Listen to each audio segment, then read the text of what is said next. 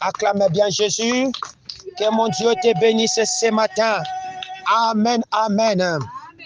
Que mon Dieu te bénisse. Bienvenue une fois de plus à ce culte d'adoration, de prière et de louange ce matin. Que mon Dieu te bénisse. C'est lui qui t'a donné la force de venir les trouver. La Bible me dit que tu observeras le jour du Seigneur. Si tu es ici, c'est parce que tu as voulu être obéissant ou obéissante à cette loi et à cette parole, car ce n'est pas une loi qui a été abolie, mais c'est une loi qui est encore en pratique. Et parce que dans cette loi, c'est alors qu'il y a la vie. C'est dans cette loi que lorsque cet homme de David est en train de parler dans le psaume 22 et dans le psaume 1er, au verset 2, il parle, il dit qu'ils sont heureux. Amen, amen. C'est là qui ne s'assient pas n'importe où, mais qui trouvent leur plaisir dans la parole de notre Seigneur. Amen. Ils sont comme des plantes que le Seigneur lui-même a mis au bord des eaux, dont les feuillages ne peuvent pas flétrir. Ils portent leurs fruits à leur saison et tout ce qu'ils font leur réussit. Que mon Dieu te bénisse. Ce matin, nous voulons nous entretenir une fois de plus sur une pensée spéciale que le Seigneur nous a donnée et qui va conduire toute cette semaine. Notre parole, nous la tirons. Nous allons lire 3 passages dans la Bible. Et notre premier passage est tiré du livre de Genèse, chapitre 26. Je commence à partir du verset 12. Écoutez ce que la parole de l'Éternel me dit. Isaac sema dans ce pays. Il recueillit cette année les centiples, car l'Éternel les bénit. Cet homme devint riche. Il alla s'enrichissant de plus en plus jusqu'à ce qu'il devint fort riche. Il avait des troupeaux de menus bétail et des troupeaux de gros bétail. Un grand nombre de serviteurs. Aussi les Philistins lui portèrent envie. Tout le puits qu'avaient creusé les serviteurs de son père du temps d'Abraham, son père, les Philistins les comblèrent et les remplirent de poussière. Et Abimelech dit à Isaac, « Va-t'en de chez nous, car tu es beaucoup plus puissant que nous. » Amen, amen. Tu es beaucoup plus puissant que nous. Nous lisons notre second passage qui est tiré. Nous le lisons dans les livres de... Permettez-moi de retrouver les passages. Nous les tirons dans les livres de 2 Corinthiens.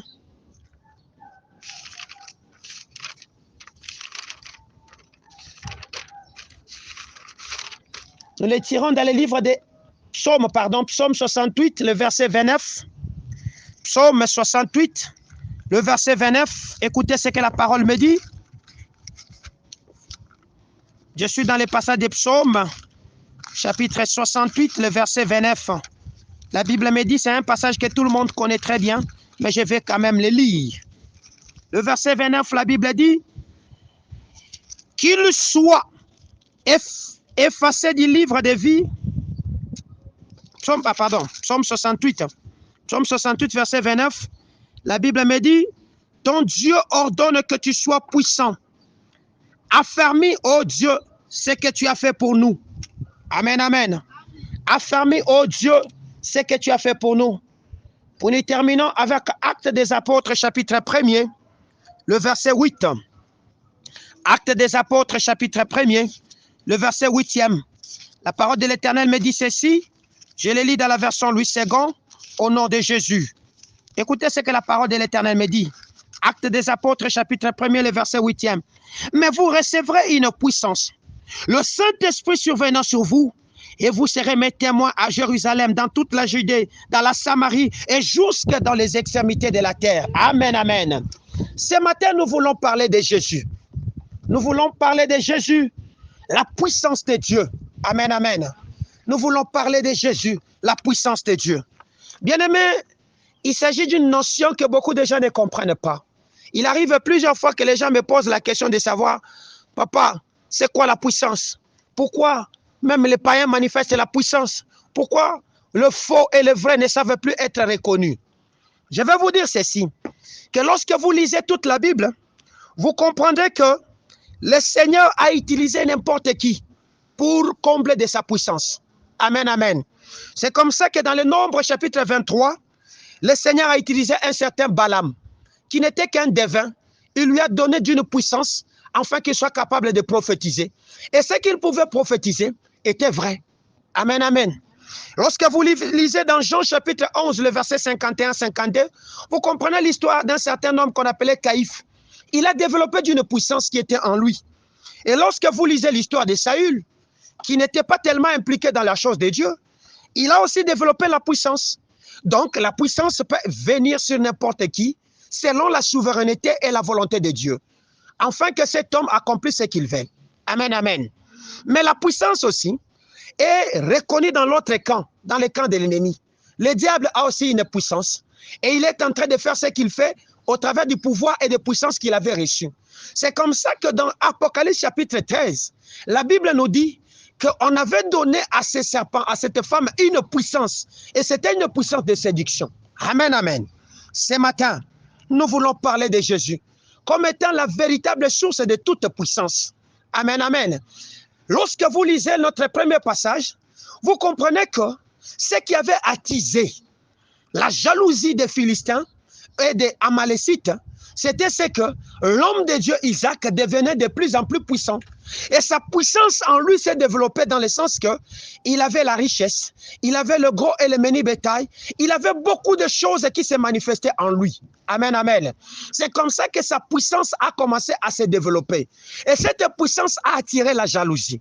Je suis en train d'avertir quelqu'un.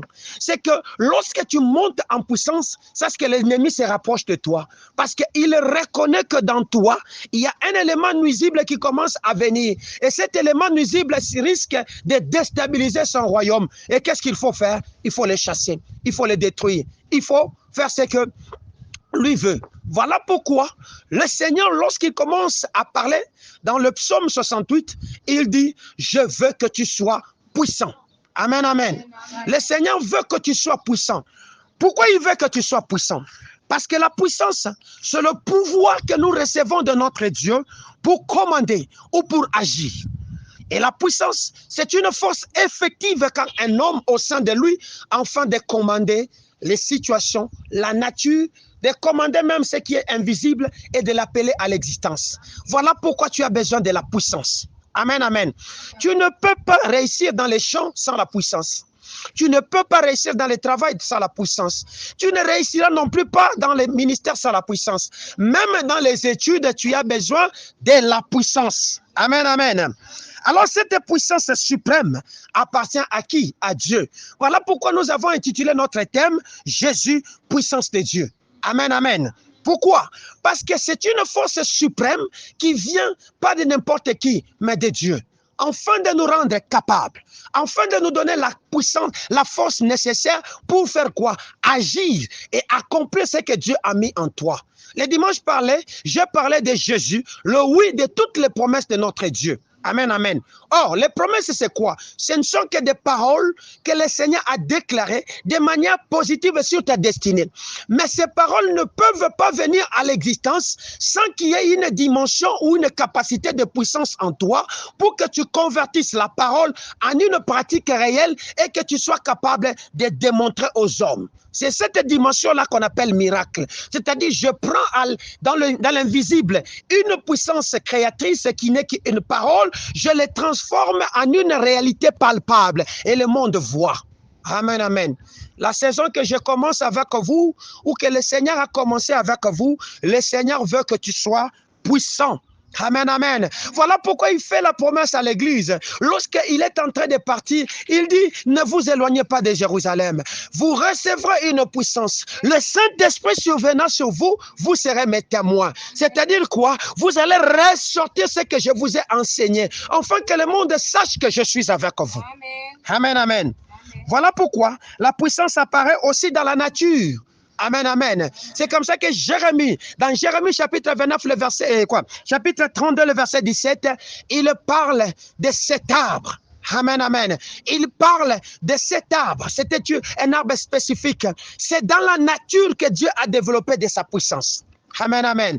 Même Élie, quand il était en train de fuir Akab et qu'il était en train de partir, le Seigneur a développé sa puissance dans le vent. Le Seigneur a développé sa puissance dans les tremblements de terre. Le Seigneur a développé sa puissance même dans un vent calme, afin d'enseigner à son serviteur les mystères de la puissance. Amen, amen.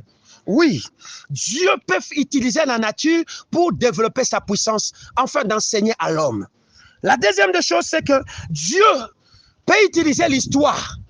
Dans le psaume chapitre 79, le verset 11, vous comprenez que cette puissance est venue dans une histoire. Amen, amen. Oui, Dieu peut utiliser un individu pour manifester sa puissance. Comme toi et moi, il peut utiliser des individus. Vous connaissez l'histoire de Balaam, vous connaissez l'histoire de Caïphe, vous connaissez l'histoire de Saül. C'était des individus, n'importe qui, que Dieu a revêtu d'une autorité. Et à un moment donné, Caïphe a même prophétisé des choses vraies et des choses qui se sont matérialisées dans la vie des gens. Et pourtant, il ne connaissait même pas ces dieux. Et pourtant, c'est quelqu'un qui n'était même pas impliqué dans la chose de Dieu. C'est comme ça que je ne suis pas étonné, même des faux, ils peuvent vous prophétiser des choses vraies et qui s'accomplissent. Amen, amen. Parce que Dieu peut utiliser n'importe qui. Il a dit, il nous promet, il dit que si les hommes refusaient d'accomplir sa volonté, il peut utiliser même les pierres pour enseigner. Amen, amen. Oui, c'est comme ça que Dieu a exercé sa puissance dans Jésus-Christ.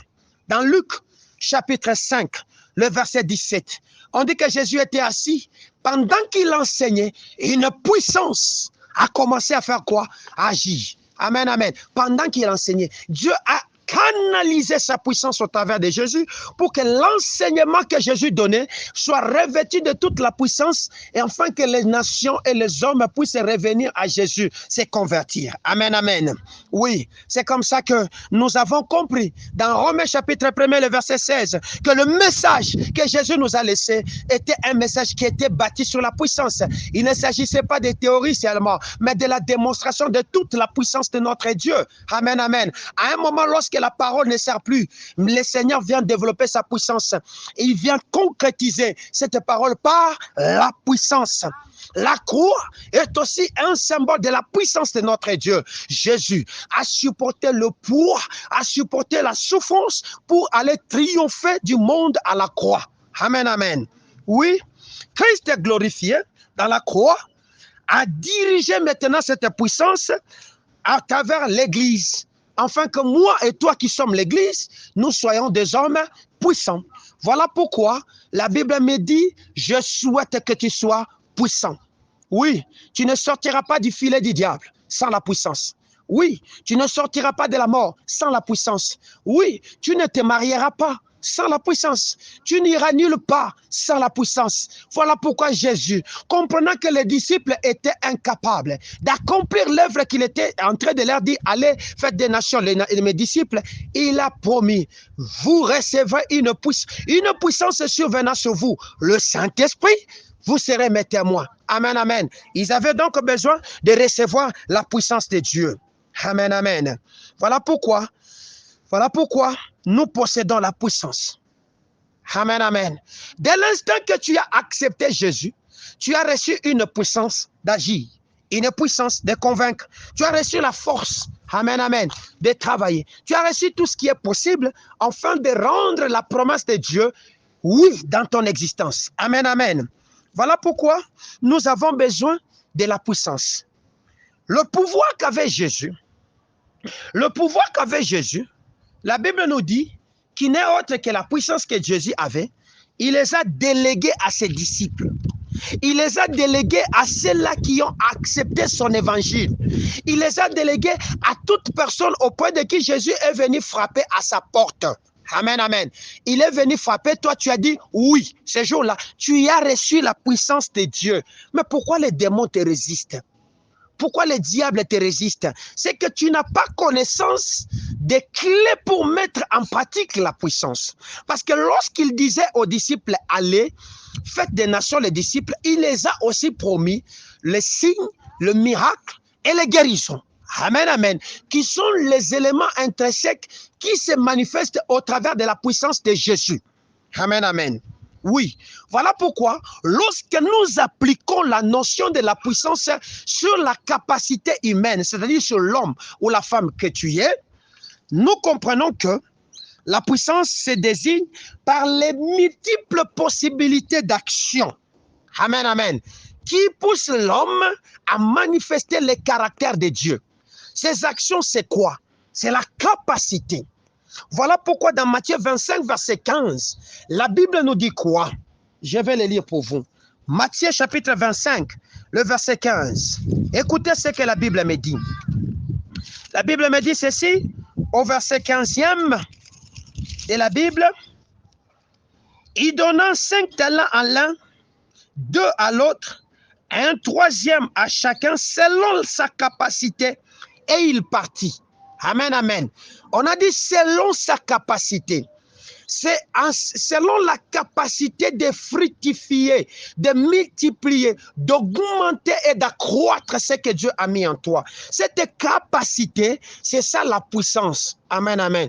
Aux uns, il a donné 5. Aux autres, il a donné 3. Aux autres, il a donné 2. Il a dit multiplier ces choses. Vous comprenez? Rendez-la fécond. Voilà pourquoi Isaac, qui avait cette capacité en lui, même dans l'année où il faisait, c'était sec, il n'y avait rien. La Bible me dit que cette année-là, Isaac planta, il reçut comment? Au centuple. À cause de quoi? De la capacité qui était en lui. La capacité en lui ne dépendait pas des saisons, de la sécheresse ou de l'hiver, de la pluie ou de froid, mais dépendait de la dimension ou du pouvoir ou de l'autorité ou de la puissance qui était en lui pour que ce que lui mettait à terre commençait à faire quoi? À produire et devenir au centuple. Amen, amen. C'est ça la dimension que Dieu désigne au travers de la puissance. La deuxième des choses, c'est la faculté d'action. Amen, amen. Il ne s'agit pas seulement de s'asseoir, mais il s'agit aussi de se mettre en action. Il y a un temps d'écouter la parole de Dieu, mais il y a aussi un temps de mettre en pratique ce que vous avez écouté. Amen, amen. C'est à cela que la parole deviendra vivante. C'est à cela que les signes, les miracles et les prodiges deviendront une part réelle dans votre vie. Est-ce qu'on est ensemble? Est-ce que quelqu'un peut bien dire Amen? Amen. Que mon Dieu vous bénisse. Amen. Nous disons que appliquer à l'homme la puissance, c'est une capacité d'agir. Actes des Apôtres, chapitre 3, le verset 12e. Écoutez ce que la parole de Dieu dit. Pierre, voyant cela, il dit au peuple, hommes israélites, pourquoi vous vous étonnez de cela? Pourquoi avez-vous les regards fixés sur nous, comme si c'était par notre propre puissance ou par notre piété que nous eussent fait marcher cet homme? Les hommes étaient étonnés de voir qu'un paralytique qu'on avait l'habitude de transporter tous les jours et qu'on déposait à une porte qu'on appelait la belle. Amen, amen. On les déposait afin qu'il fasse quoi? Qu'il mendie. Et ce jour-là, voyant Pierre, les gens en train de venir, il les avait fixés, s'attendant pour demander. C'est ce que la Bible nous dit, n'est-ce pas? Mais voici la réponse de Pierre et Jean. Il dit, nous n'avons ni or, ni argent. Ce que nous avons, nous te le donnons au nom de Jésus. Oui, je dis, Jésus, puissance de Dieu. Ils ont communiqué la puissance à cet homme. L'homme qui avait des pieds qui n'avait pas de force. L'homme qui était tellement assis et qui ne pouvait pas marcher. Recevant ce qu'on était en train de lui dire, la Bible nous dit, il s'est mis debout. Et il commençait à sauter et il est entré dans les temples en train même d'adorer et de chanter. Et cette histoire a fait que l'église était étonnée. Voilà pourquoi Pierre, il dit, pourquoi vous nous regardez ainsi? Alléluia. Pourquoi vous regardez comme si c'était notre puissance? Amen, amen. La puissance qui est en toi n'est pas ta puissance. C'est la capacité de Dieu en toi. Et voilà pourquoi lorsque les miracles arrivent, ne te glorifie pas. Rends la gloire à Yahweh parce que c'est à lui que le mérite vient. Parce que s'il décide de quitter ta vie, tu ne vas plus agir. Amen, amen. Nous disons, c'est aussi une possibilité de force de résister. Amen, amen. La puissance qui est en toi va te permettre de résister au temps impétueux, au temps difficile, au temps de troubles. Voilà pourquoi, lorsque Paul écrit aux Romains, dans Romains chapitre 2, aux Corinthiens, dans le deuxième livre des Corinthiens, le chapitre 1er, le verset 8, il dit ceci, il dit, nous ne voulons pas, en effet, vous laisser ignorants, frères, au sujet de la tribulation qui vous est survenue en Asie, que nous avons été excessivement accablés au-delà de nos forces, de telle sorte que nous désespérions même de conserver la vie. Amen, amen. Ils étaient même en train de vouloir désespérer, mais la puissance qui était en eux a permis qu'ils puissent résister et que l'évangile soit apporté en Asie. Amen, amen. Ça, c'est Paul qui parle. Amen, amen. Il n'était pas dans un temps de joie, mais il était dans un temps de tribulation. Pourquoi Dieu souhaite que tu sois puissant? Pour que lorsque les tribulations, les lamentations, les problèmes viendront, que tu aies la capacité ou la force de résister à ces choses. Pourquoi? Jésus a dit, vous connaîtrez les tribulations dans le monde. Il n'a pas dit que les tribulations ne viendront pas. Il a dit que les temps viendront, les temps difficiles viendront. Mais il sait quel élément il a mis en vous pour que ces choses ne puissent pas vous engloutir, mais que vous sortiez victorieux, c'est sa puissance. Voilà pourquoi il a dit, vous recevrez une puissance. Le Saint-Esprit survenant sur vous, vous serez mes témoins. Amen, amen. Oui. La puissance dans l'homme, c'est la capacité de persuader, la persuasion, de persuader quelqu'un et de le ramener vers toi, de persuader une situation, de changer une situation et de le transformer vis-à-vis de nous. C'est comme ça que lorsque Luc écrit dans Actes des Apôtres, le chapitre 4, il dit ceci au verset 33, Actes des Apôtres, chapitre 4, au verset 33, il dit, les apôtres rendaient avec beaucoup de force témoignage de la résurrection du Seigneur Jésus et une grande grâce reposait sur eux tous. Amen, amen. Ici, la force, beaucoup de force qu'on parle, c'est en un mot la puissance. C'est-à-dire, il témoignait avec puissance ce que Jésus avait fait à la croix de Golgotha. Amen, amen. Oui, c'est cette puissance-là qui persuadait les gens à abandonner l'occultisme, à quitter le monde et à accepter l'évangile de la paix afin de recevoir le salut qui nous est donné en Christ notre Seigneur. Amen, amen. C'est ainsi que par extension, nous disons que les êtres doués de puissance, on les appelle des puissances. Amen, amen. Les hommes qui sont doués de puissance, on les appelle des puissances. Dieu lui-même, on dit qu'il est, des fois la Bible, on qualifie Dieu de puissance. Matthieu chapitre 26, le verset 64, on parle de Dieu comme étant la puissance. Les anges, dans Éphésiens chapitre 1er, verset 2, on parle d'eux comme puissance. Même les démons, dans 1 Corinthiens chapitre 15, le verset 24, ils sont distingués comme étant de puissance. Amen, amen. Amen, amen. Voilà pourquoi la Bible dit, je vais d'abord qu'on lise 1 Corinthiens chapitre 15, le verset 24. Écoutez ce que la parole de Dieu me dit. 1 Corinthiens chapitre 15, le verset 24. La parole de l'Éternel me dit ceci, au verset 24.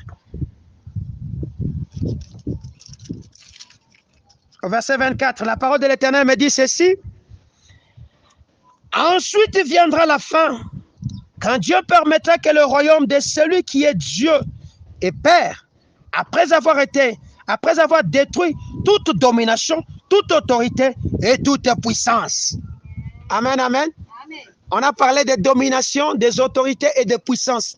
Ces puissances dont on parle ici, ce sont des démons. Amen, amen. Amen. Tu as besoin d'être puissant dans ta manière d'être, dans ta vie quotidienne, dans l'église et dans la maison où tu vis. Car la puissance te donne la capacité de fructifier ce que Dieu a mis en toi. La puissance te donne la capacité de persuader quelqu'un. La puissance te rend capable de devenir, de reproduire ou de ressortir ce que Dieu a mis en toi. La puissance te donne la capacité de changer des événements. Amen, amen. La puissance s'étend aussi aux actes qui sont en réalité les manifestations. Amen, amen. Voilà pourquoi nous appelons les actes de puissance comme étant des miracles. Amen, amen. Les actes de puissance qui ont été développés dans Actes des Apôtres, chapitre 8, le verset 13, ont été appelés des puissances. Amen, amen. Oui, les apôtres, quand ils étaient effrayés, ont dit, Seigneur, étends ta main, qu'il se fasse des signes, des prodiges et des miracles. En d'autres termes, qu'il se fasse des puissances. Amen, amen. Oui, je souhaite qu'en cette saison que je commence avec toi, que la main de l'Éternel s'étende sur toi et que la toute puissance suprême de notre Dieu se manifeste sur ta vie, afin que les signes et les miracles deviennent ta part. Et que le monde sache que tu es avec Dieu et que tu n'es pas seul. Amen, amen. Parce que lorsque la puissance se déploie sur un homme, elle se manifeste aussi au niveau de l'onction. J'ai dit que ce ne sont pas des choses qui sont étroitement liées, mais l'onction sur la tête de quelqu'un caractérise le signe de la puissance. Voilà pourquoi il dit, et vous recevrez une puissance survenant sur vous, le Saint-Esprit, virgule, le Saint-Esprit, vous serez mes témoins. Le Saint-Esprit, ce qui est l'onction, qui est la capacité de cette onction qui se dépose sur toi, n'est que la capacité de comprendre et d'intelligence. Amen, amen. De comprendre et d'intelligence. Oui, avec l'onction et la puissance, tu vas comprendre que ça, c'est le diable qui se cache derrière. Tu vas comprendre que certaines opportunités de travail ne sont pas des opportunités de travail, mais ce ne sont que des pièges que le diable a mis devant toi, et que le diable, connaissant que tu es dans le chômage, si je lui offrais ce travail, il va mordre, il va travailler, il va aller travailler et il croira que c'est un miracle. Ne l'oubliez pas que le diable aussi se change de fois en ange de lumière pour persuader quelqu'un de quelque chose. Oui. Caïphe a prophétisé des choses vraies. Balaam a prophétisé des choses vraies. Mais ce n'était pas des serviteurs de Dieu. Amen, amen. Ce n'était pas des serviteurs de Dieu. Ce n'était pas des hommes que Dieu avait établis. Amen, amen. Oui, lisons 1 Jean chapitre 2, verset 20. 1 Jean chapitre 2, verset 20. Écoutez ce que la Bible me dit. La Bible me dit ceci au verset 20e. Il dit, pour vous, vous avez reçu l'onction de la part de celui qui est saint et vous avez tous de la connaissance. Donc, l'onction nous donne la connaissance. Et la connaissance, c'est cette capacité qu'a l'homme, amen, amen, de mettre en pratique la parole de Dieu. Amen, amen. De reconnaître la parole que le Seigneur avait mis en lui. La connaissance. La connaissance nous vient de la parole de Dieu, de la lecture de la parole de Dieu. La connaissance, nous ne l'acquérons pas dans la science humaine, comme on dit, la mathématique, la physique, la chimie et consorts. Non. La connaissance réelle que Dieu nous donne vient de la parole de Dieu. Voilà pourquoi cet homme qui médite la parole nuit et jour et qui la met en pratique, il devient un homme qui réussit dans toutes choses, selon ce que David était en train d'écrire dans les psaumes premiers. Et selon ce que Dieu dit à Josué dans Josué chapitre 1er, il lui donne la recommandation de ne pas écarter la parole de Dieu, mais de la lire et de la méditer nuit et jour. C'est alors qu'il va réussir dans tout ce qu'il va entreprendre. Isaac a réussi dans ce qu'il avait entrepris à cause de la connaissance des temps et des saisons qui était inscrit dans la loi que son père lui avait donnée, qui est la parole de notre Dieu. C'est comme ça que dans cette année-là, malgré que la famine était en train de remplir la terre, la Bible me dit, il a récolté au centuple. Pourquoi toi tu ne récoltes pas? C'est parce que tu n'appliques pas la connaissance de notre Dieu. Tu ne mets pas en pratique ce que Dieu a dit et tu es en train de passer à côté. Car la puissance, c'est aussi la capacité d'action et de consécration selon ce qui nous est dit dans 2 Corinthiens chapitre 2, le verset 21. Qu'est-ce que la parole de Dieu dit dans 2 Corinthiens chapitre 2, le verset 21? Est-ce qu'on est ensemble? Est-ce que vraiment on comprend ce que l'Éternel veut nous dire? Oui, écoutez ce que la parole de Dieu dit au verset 21 de 2 Corinthiens chapitre 2. La Bible... 2 Corinthiens chapitre 1er, le verset 2 Corinthiens chapitre 1er, verset 21 plutôt. La Bible dit, et celui qui nous a permis avec vous en Christ et qui nous ont oint de Dieu, lesquels, au verset 22, il dit, nous a aussi marqué d'un sceau et a mis dans nos cœurs les arts de l'esprit. Amen, amen. Oui, le Saint-Esprit vient te oindre pour que la puissance que tu as reçue soit manifeste pour que tu puisses les mettre, donc agir. Amen, amen. Alors, je me pose la question, comment distinguer une puissance de Dieu de la puissance qui n'est pas de Dieu? Amen, amen. Oui, j'ai dit au début de cet enseignement qu'il faut retenir que Dieu peut se servir de tout le monde, même d'un païen, comme un instrument pour canaliser sa puissance. Mais il faut distinguer l'action vivifiante de cette puissance qui se manifeste. L'action vivifiante de l'Esprit de Dieu. Amen, amen. Et ces diverses opérations, vous reconnaîtrez le vrai des faux au travers le mode opératoire. Si vous vous limitez à l'accomplissement, vous ne saurez pas comprendre si c'est la puissance de Dieu ou c'est la puissance du diable. Il y avait un homme dans la Bible qu'on qualifiait de grande puissance, qui était Simon le magicien. En son temps, il s'était distingué par des œuvres de puissance. Il faisait des choses extraordinaires. Mais lorsqu'il a vu Pierre, dans son orgueil, il est allé chercher à vouloir acheter l'onction pour augmenter sa puissance. C'est comme ça qu'il a été maudit. Parce que les actions ou les intentions qui se gâchaient pour qu'il accomplisse des choses, c'était des intentions de ramener la gloire, non pas à Dieu, mais la gloire à lui-même.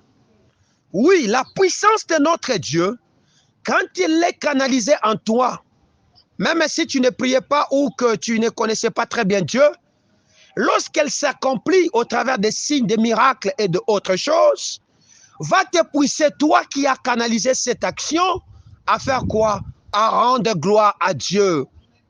Lorsqu'un faux, un pasteur qui n'est pas de Dieu, commence à dire, lorsque tu vas témoigner, dis le Dieu de tel, mon Dieu, le Dieu de mon père, le Dieu. Sachez que cet homme-là, il n'est pas de Dieu. Il est en train de s'accaparer des choses de Dieu. Voilà pourquoi Élisée était en train d'interdire à Géasi de s'accaparer de la puissance ou des œuvres de Dieu. Amen, amen. Oui, bien-aimés, comprenez bien ces choses. Parce que le mode opératoire de puissance, dans l'action que Dieu canalise dans la vie d'un homme, qu'il soit vrai ou faux, se distingueront toujours et se manifesteront toujours. Voilà pourquoi le Seigneur a dit, vous le reconnaîtrez par leurs œuvres. Alléluia. Que mon Dieu vous bénisse. La vraie puissance de notre Dieu s'exerce dans la faiblesse. Amen, amen. Lorsque l'homme n'a plus rien, lorsqu'il n'a plus de ressources, il a tout tenté, il a tout fait, il n'a plus rien. C'est alors que Dieu vient exercer sa puissance. Cet homme qui n'avait plus de force pour marcher, je suis sûr que certains qu'on avait amenés partout, on avait cherché toute forme de médecin pour qu'il puisse les guérir, mais il n'était pas guéri. C'est dans sa faiblesse que Dieu a libéré sa puissance au travers de Jésus pour que cet homme puisse marcher. Amen, amen. Oui, voilà pourquoi nous disons que la vraie puissance de Dieu s'exerce dans la faiblesse, afin que la gloire ne revienne pas à l'homme, mais que la gloire revienne à Dieu. Amen, amen. Lisons 1 Corinthiens chapitre 1er, le verset 3, pour que vous puissiez comprendre. La Bible me dit au premier de 1 Corinthiens, à partir du verset 3, il dit que la grâce et la paix vous soient données de la part de notre Dieu Père et du Seigneur. Je rends à mon Dieu de continuelles actions de grâce à votre sujet pour la grâce de Dieu qui vous a été accordée en Jésus-Christ, car en lui, vous avez été comblés de toutes les richesses concernant la parole et la connaissance, le témoignage de Christ ayant été solidement établi parmi vous, de sorte qu'il ne vous manque aucun don dans l'attente où vous êtes de la manifestation de notre Seigneur Jésus. Il vous affermira aussi jusqu'à la fin pour que vous soyez irréprochables au jour de notre Seigneur Jésus. Dieu est fidèle, ainsi de suite, vous allez comprendre. Au verset 12, il dit, « Je veux dire que chacun de vous parle ainsi. Moi, je suis Paul, et moi, je suis d'Apollon. Moi, je suis de Céphas, et moi, je suis de Denis. Christ est-il divisé? Paul a-t-il été crucifié pour vous? Je rends grâce à Dieu de ce que vous n'êtes pas. Je ne vous ai baptisé aucun de vous, excepté Christus et Kamaninani et consort qui pouvait lire. Amen, amen. C'est-à-dire qu'il était en train de dire, vous n'êtes pas d'un homme, vous n'appartenez pas à un pasteur, vous n'appartenez même pas à moi qui vous prêche aujourd'hui, pour que vous puissiez dire que ce que j'ai reçu, je l'ai reçu par Elvis. Ce que vous avez reçu, vous l'avez reçu de Jésus et non de moi. Amen, amen. Certains hommes ont recherché la puissance, non pour la gloire de Dieu, comme Simon le magicien, mais ils l'ont recherché pour leur propre gloire. La puissance de Satan aussi existe. Vous devez le savoir. La vraie puissance de notre Dieu communique la connaissance de Dieu. Amen, amen. Ou de sa parole. C'est ce que la puissance de notre Dieu communique. La vraie puissance de notre Dieu communique l'énergie qui utilise cette connaissance pour les autres. Amen, amen. La connaissance que toi tu as reçue, tu vas maintenant l'utiliser pour aller prendre les autres. Voilà pourquoi il dit, et vous recevrez une puissance, le Saint-Esprit surviendra sur vous, vous serez mes témoins. Pour que les autres là qui ne savaient pas de cette histoire viennent à Christ. Amen, amen. La vraie puissance de notre Dieu opère les miracles et qui sont des miracles authentiques, qui poussent que ceux-là qui ont reçu le miracle ne reconnaissent pas l'homme qui a opéré le miracle, mais reconnaissent la puissance qui était derrière lui, qui est en réalité Jésus. Voilà pourquoi nous avons dit Jésus, la puissance de Dieu. Est-ce qu'on est ensemble? Est-ce qu'on est ensemble? Oui. Il faut que l'œuvre du Saint-Esprit dans le cœur de l'homme atteigne la conscience pour donner le sentiment à l'homme de dire que j'ai péché. Donc, lorsque la puissance vient, elle est prêchée, le Saint-Esprit, par son action, va atteindre la conscience de la personne pour lui dire que tu es dans le faux. Abandonne et viens à Christ. Est-ce qu'on est ensemble? Voilà pourquoi la puissance est couplée à l'onction. Et vous recevrez une puissance, le Saint-Esprit surviendra sur vous. On n'a pas dit que le Saint-Esprit est une puissance. Mais la puissance qui vient de Dieu, qui est Jésus, au travers de son onction qui se manifeste par le Saint-Esprit, va faire que les deux choses, vous puissiez faire quoi? Communiquer la vie au nom de Jésus. Amen, amen. Lorsque cet homme d'Isaac, au travers de la parole de notre Seigneur Jésus, connaissait les éléments qu'il pouvait utiliser dans une saison de sécheresse, a commencé à planter, la Bible me dit dans cette année-là, il alla en devenant fort riche. Amen, amen. Il devenait fort riche, en gros et en menu bétail, même dans les ouvriers. Vous comprenez? C'est ce qui fait que l'envie des Philistins a été portée contre lui, jusqu'à ce qu'Abimelech est venu pour le chasser. Amen, amen. Oui. La puissance ne se limite pas seulement dans les œuvres, mais la puissance va au-delà même dans l'action. Amen, amen. Dans ton travail là-bas, il faut qu'on reconnaisse que tu as Jésus. Parce que dans le travail d'Isaac, il pouvait se multiplier dans les bétails. Les menus et le gros bétail. Il pouvait se multiplier même dans les employés. Vous comprenez? Ça, ce sont les œuvres de nos mains. Vous comprenez? Si toi, dans ce que tu fais, il n'y a ni augmentation, ni accroissement, il n'y a que l'abaissement. Sachez que tu manques quelque chose, tu manques la puissance. Or, Dieu dit quoi? Je souhaite que tu sois puissant. Amen, amen. Dieu dit quoi? Il veut que vous puissiez vous multiplier, vous puissiez accroître. C'est ce que Dieu veut. Quand il crée l'homme, lorsqu'il parle dans Genèse, il dit soyez féconds, multipliez, augmentez. Malheureusement, la fécondité chez les chrétiens, c'est seulement dans la reproduction des enfants. Ce n'est pas ça, la fécondité. La fécondité touche dans tous les secteurs de notre existence. Dans le secteur de l'emploi, dans le secteur des études, dans le secteur de la multiplication biologique qui est le mariage, dans l'œuvre du Seigneur, dans tout ce que toi tu feras, Dieu veut que tu puisses augmenter. Dieu veut que tu puisses accroître. Amen, amen. Voilà pourquoi cette année-là, Isaac allait en devenant fort riche. Amen, amen. Oui, c'est que le diable combat en toi. Il est combat en réalité que c'est ta puissance. Parce qu'il sait que le jour que tu deviendras puissant, son royaume deviendra faible. Le jour que tu deviendras puissant, son royaume sera dépouillé. Le jour que tu deviendras puissant, il n'aura plus de sujet sur lesquels il peut dominer, sur lesquels il peut régner, sur lesquels il peut avoir de l'emprise. Voilà pourquoi il te rend faible dans la prière, faible dans la lecture de la parole, faible même dans le travail où tu es. C'est normal que tu sois dans un travail et qu'à 10 heures, toi qui t'es réveillé à 5 heures, à 10 heures, on te trouve dans un bureau en train de dormir. C'est anormal. C'est anormal que tu sois dans l'église en train de dormir. C'est qu'il te manque la puissance d'écouter la parole de Dieu. Amen, amen. C'est anormal. C'est que tu n'aies plus la force d'aller annoncer la bonne nouvelle. C'est qu'il te manque la puissance. Bien-aimé, vous courez bien. Paul parle aux Galates. Il dit, qui vous a arrêté pour que vous ne puissiez plus obéir?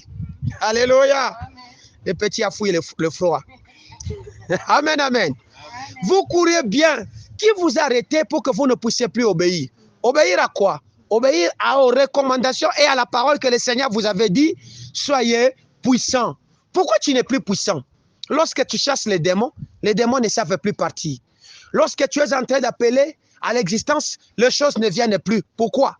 Parce que quelque part, les éléments intrinsèques de la puissance ne sont pas utilisés en toi, ne sont pas mis en action. C'est comme ça que ces choses ne se développent pas en toi. Amen, amen. Nous avons dit que la puissance, c'est la connaissance. Amen. Et touche aussi aux aspects de la connaissance. Nous avons dit que la puissance, c'est la force qu'a l'homme d'agir. Amen, amen. C'est l'énergie intérieure. C'est cette capacité que Dieu donne à quelqu'un de persuader des choses, de changer de situation. Bien-aimé, oui, c'est vrai.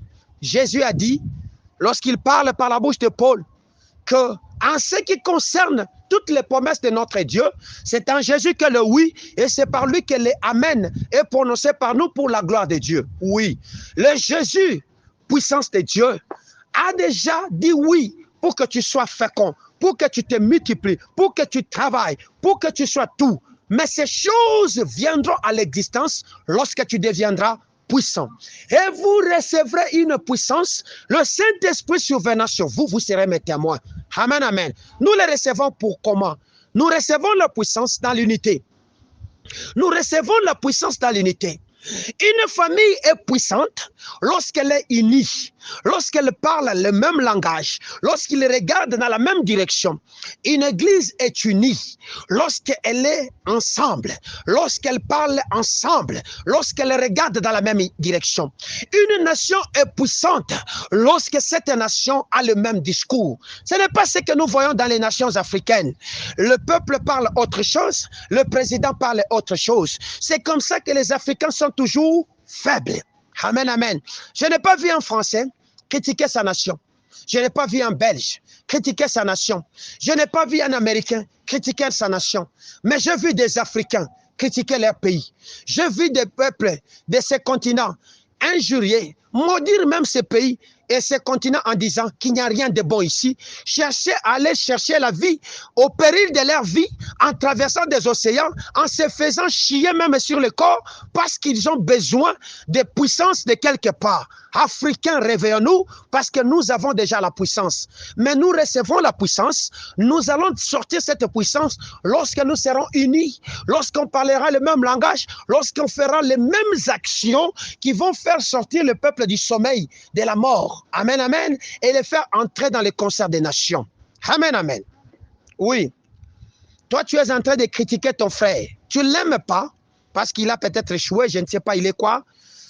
Et tu es en train de le critiquer. Tu penses que votre famille deviendra forte. Elle ne deviendra jamais forte. Comment se fait-il que tu peux prendre les histoires de votre famille et aller les livrer publiquement en spectacle au dehors? C'est ce qui fait que ta famille est devenue faible. Comment est-ce que tu peux prendre la faiblesse de ton père et le livrer publiquement en spectacle? C'est comme ça que tu deviens faible et que tu es maudit.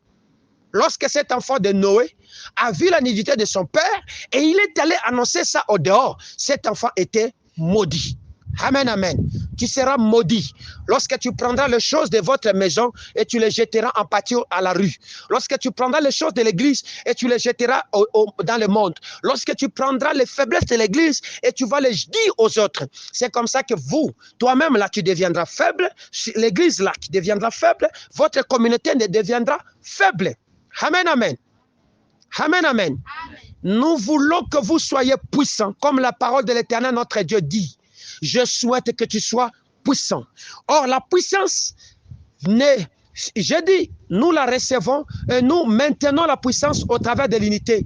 Les disciples étaient unis dans la chambre haute, en train de partager le pain, des prières qu'on sort. C'est comme ça que le Saint-Esprit survenant sur eux, ils ont reçu aussi la puissance, ils ont commencé à témoigner au jour de la Pentecôte. Amen, amen.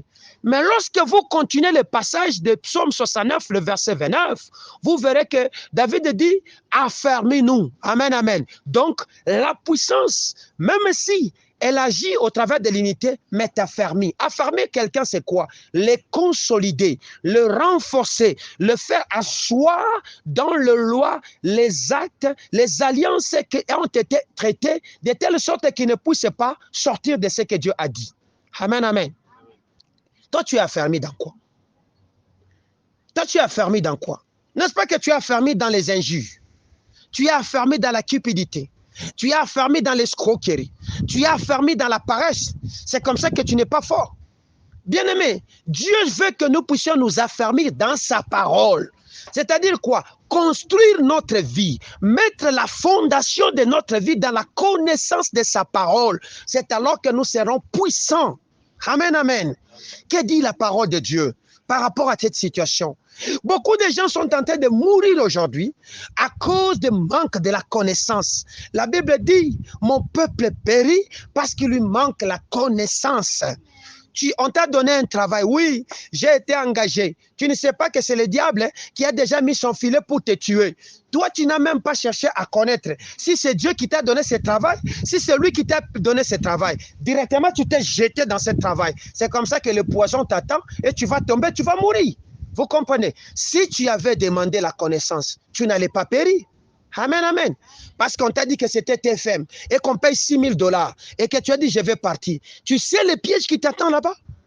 Vaut mieux vivre avec 100 francs que vivre avec 6,000 alors que la mort t'attend demain. Amen, amen. Oui, vaut mieux vivre avec un mari qui n'a rien que de chercher celui qui roule carrosse alors qu'il a un serpent qui lui vomit l'argent tous les soirs. Parce que tu n'as pas cherché à connaître ces maris là-bas. C'est comme ça, lorsque tu es entré dans ces mariages, lorsque le temps venait où Dieu voulait que tu te révèles ce qu'il était, tu ne lui as pas dit, l'amour t'a aveuglé, hein, mon chéri, il est beau, il est clair, il parle bien, il se vêtit bien, il est tout ceci, il est là, là, là, tout, il est ce qu'il est. Tu es entré dans ces mariages. Mais lorsque le serpent vient à minuit, supportez. Parce que Dieu dit que personne ne sait pas ce que Dieu a uni. Quand toi tu viens chercher les pasteurs afin qu'ils vous séparent, nous n'allons pas vous supporter. Nous n'allons pas vous séparer. Parce que la connaissance que toi tu as doit purifier maintenant cet homme pour le ramener à Jésus. C'est ce que Paul dit, n'est-ce pas? Moi, je ne peux pas. J'ai plein les pasteurs qui divisent des mariages parce qu'un homme est occultiste. La femme qui connaît Jésus doit ramener cet occultiste à Jésus. C'est ça le combat et le travail que nous te donnons aujourd'hui. Amen, amen. Oui, vous mourrez parce que vous ne connaissez pas. Amen, amen. C'est vrai. Tu as besoin du mariage. C'est vrai que tu as besoin de réussir. C'est vrai que tu as besoin de... Je me souviens un jour, j'étais en train de vouloir inscrire mes élèves, mes enfants dans une école de la place, que je ne vais pas citer le nom. Et lorsque j'ai commencé à demander au Seigneur où est-ce que je vais les amener, le Seigneur m'a montré cette école là-bas. C'était une école qui coûtait cher. À ce moment, je n'avais pas assez d'argent. Mais le Seigneur m'a dit là-bas. Je suis allé, j'ai prié, j'ai inscrit. Les enfants ont commencé à très bien étudier. Lorsque le temps est arrivé, le Seigneur m'a dit, sors-les là-bas. Nous avons essayé de résister un peu. Les difficultés ont commencé. On a trouvé l'année qu'on avait résisté pour que les enfants étudient. Cette année-là, on a souffert pour faire étudier les enfants. Et lorsqu'on a décidé que les enfants quittent maintenant de cette école, ils sont allés dans une école, la situation a changé. Amen, amen. vous couriez bien? Qui vous a arrêté? À l'époque, quand il y avait des opportunités, tu demandais à Dieu, Seigneur, je veux savoir, est-ce que c'est ta voix ou ce n'est pas ta voix? Maintenant, là, les opportunités arrivent, tu n'engages plus Dieu dans tes affaires. Tu ne mets plus Dieu au devant. C'est comme ça que tu as perdu de puissance. C'est comme ça que tu n'as plus d'autorité. C'est comme ça que dans ce travail, il n'y a plus de promotion, il n'y a plus d'élévation. Parce que le diable est en train de chercher à exterminer la race des élites, la race des hommes qui connaissent Dieu. Ceux qui étaient avec nous quand on a commencé ces cultes ont compris une chose. C'est que le Seigneur nous a dit, il nous a donné l'histoire de Haman. Il nous a donné l'histoire de Mardoché. En ces temps-là, Haman voulait tuer, donc exterminer par jalousie Israël. Mais parce qu'il y avait un homme qui avait la connaissance de Dieu, cet homme-là est allé, il a prié, la situation a changé. Amen, amen. C'est-à-dire il a développé la puissance. 2 personnes seulement, Mardoché et la reine Esther, ont jeûné. La situation avait changé et l'homme qui les accusait a été pendu au bois et ils sont maintenant, ils ont commencé à régner. Amen, amen. Les 6 derniers mois qui nous restent, bien-aimés, n'agissez pas selon la chair. Agissez selon l'esprit et vous n'accomplirez pas les désirs de la chair. Car les désirs de la chair sont en contradiction à ceux de l'esprit, afin que l'homme ne fasse pas ce qu'il veut. Amen, amen. Marchez selon l'esprit, c'est ce que Paul écrit aux Galates. Et vous n'accomplirez pas les désirs de la chair. Nous voulons marcher comme des êtres spirituels. Et des êtres spirituels, ce sont ceux-là qui connaissent leur Dieu et qui agissent conformément à la parole de leur Dieu. Ils sont affermis. C'est de l'Éternel, c'est de son peuple qui connaîtront leur Dieu, agiront avec fermeté. Amen, amen. C'est vrai que je manque du pain aujourd'hui, mais je sais que mon Dieu ne m'abandonnera pas. Parce que même si je n'ai pas aujourd'hui, même si je ne trouve pas aujourd'hui, je sais que mon Rédempteur se lèvera en dernier. Amen, amen. Je ne peux pas accepter un magicien parce que je veux seulement être au mariage. Je ne peux pas accepter un travail parce que je dois faire vivre une famille. Est-ce que vous savez que les manger et les vêtir ne sont pas contrôlés par le travail? Si tout ce monde ici qui n'avait pas de travail pouvait se vêtir et manger seulement par le travail, ils ne mangeront pas. C'est comme ça que la Bible dit, ne vous inquiétez pas de ce que vous allez manger, ni de ce que vous allez boire, car votre Père sait. Il sait. Il sait. Amen, amen. Mais il ne veut pas dire que nous ne puissions pas travailler. Il a dit travailler. Que celui qui ne travaille pas ne mange pas non plus. Amen, amen. C'est-à-dire quoi? Je travaille sur base de la connaissance de Dieu. C'est comme ça que je vais manger. Amen, amen. Que mon Dieu vous bénisse. Voilà la pensée que Dieu veut que nous puissions marcher avec ça au courant de cette semaine. C'est-à-dire Jésus, la puissance de Dieu. Amen, amen. Jésus, la puissance de Dieu. Jésus, la puissance de Dieu. Jésus, la puissance de Dieu. Nous voulons terminer avec un passage où vous allez comprendre comment Dieu a utilisé, s'est servi de Jésus pour canaliser sa puissance. Luc, chapitre 5, le verset 17e. Qu'est-ce que la parole de l'Éternel me dit? Luc, chapitre 5, le verset 17e. La Bible me dit, un jour Jésus a enseigné, des pharisiens et des docteurs de la loi étaient là assis, venus de tout le village de la Galilée et de la Judée et de Jérusalem. La puissance du Seigneur se manifestait par des guérisons. Amen, amen. Je vais changer cette parole pour toi. Un jour, les enfants de Chandelier d'Or travaillaient dans la ville de Lubumbashi, en Afrique et au monde. La puissance de Dieu s'est manifestée dans leur travail. Un jour, les enfants de Chandelier d'Or étaient en train de prier. La puissance de Dieu s'est manifestée par la guérison. Un jour, les enfants de Dieu cherchaient du travail. La puissance de Dieu s'est manifestée par l'obtention du travail. Un jour. Pourquoi? Parce que Jésus est la puissance de Dieu. Et vous n'avez pas cru à un homme, mais vous avez cru à Jésus. Vous n'avez pas cru à vos pères, mais vous avez cru à Jésus. Jésus nous a dit, quand nous étions en train de préparer ces messages, alors qu'on priait ici, il a dit, certaines personnes sont arrêtées sur les chemins de leur destinée parce qu'ils croient aux paroles de leur père et de leur mère. Ils pensent que la destinée, c'est les papas qui les tracent. Non. C'est comme ça que beaucoup d'enfants ont échoué dans la société. Parce que papa a dit, fais la médecine. Il n'a pas cherché à écouter ce que Dieu faisait. Il a fait la médecine, il est allé là-bas, il échoue. Vous comprenez? Écoutez Dieu. Même si Dieu dit fais la maçonnerie, fais la maçonnerie. Pourquoi? Parce que c'est là que Dieu te rendra fécond et puissant.